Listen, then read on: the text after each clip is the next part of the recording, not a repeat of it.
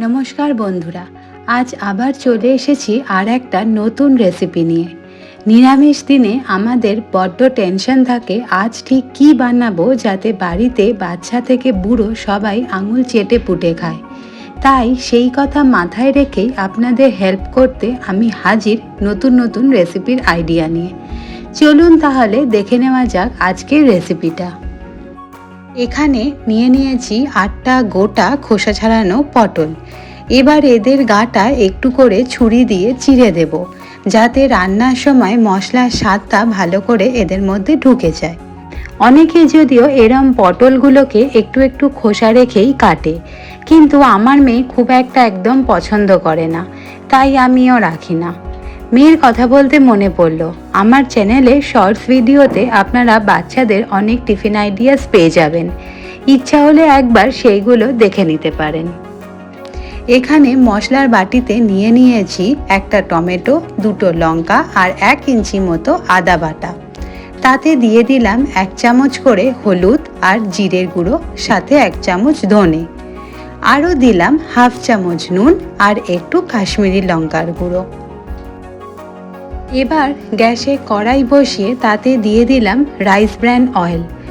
আমি আজকে রান্নাটা এই তেলেই করব। আপনারা বাড়িতে আপনাদের পছন্দ মতো তেল ব্যবহার করতে পারেন। এবার তেলটা গরম হলে পটলগুলোকে একে একে তেলে দিয়ে দিলাম। তারপর দিয়ে দিলাম একটু হলুদ গুঁড়ো আর অল্প করে নুন। এই সময় খেয়াল রাখবেন নুনটা যেন ব্যালেন্স থাকে। এই রান্নাটাতে কিন্তু আমরা ঝোল করব না, তাই মশলা, নুন আর পটলটা ভাজার সময় যে নুনটা দেবেন সেটা কিন্তু একদম বুঝে মেপে দেবেন। কথা বলতে বলতে পটলগুলো ভাজা হয়ে গেছে। এবার এদের একে একে তুলে একটা বাটিতে রেখে দেব।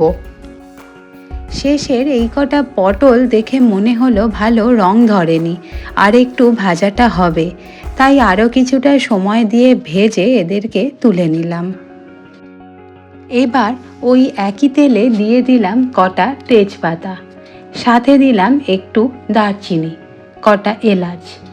লবঙ্গগুলো কৌটোর একদম নিচে চলে গেছে, কিছুতেই বের করতে পারছি না, তাই একটা দুটো যা হাতের কাছে পেলাম তাই দিয়ে দিলাম। এবার একটু নেড়ে চেড়ে নিয়ে দিয়ে দেব আগে থেকে রেডি করে রাখা মশলাটা। মশলাটা কড়াইতে দিয়ে অল্প জল দিয়ে ভালো করে এটাকে কষিয়ে নেব। বন্ধুরা, এতক্ষণ সাথে থাকার জন্য অসংখ্য ধন্যবাদ।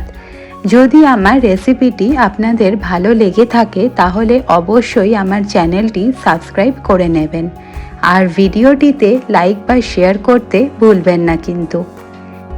এবার এখানে দিয়ে দেব এই রান্নার সবথেকে অন্যতম আকর্ষণ টক দই। আমি এখানে 4 চামচ মতো দই ভালো করে পেস্টের বাটিতে নিয়ে স্মুথ করে নিয়েছিলাম। কড়াইতে দইটা দিয়ে আবার একটু ভালো করে মশলাটা কষিয়ে নেব। মশলাটা কষিয়ে শুকিয়ে এলে এর মধ্যে দইয়ের বাটিটা ধুয়ে দিয়ে দেব একটু জল।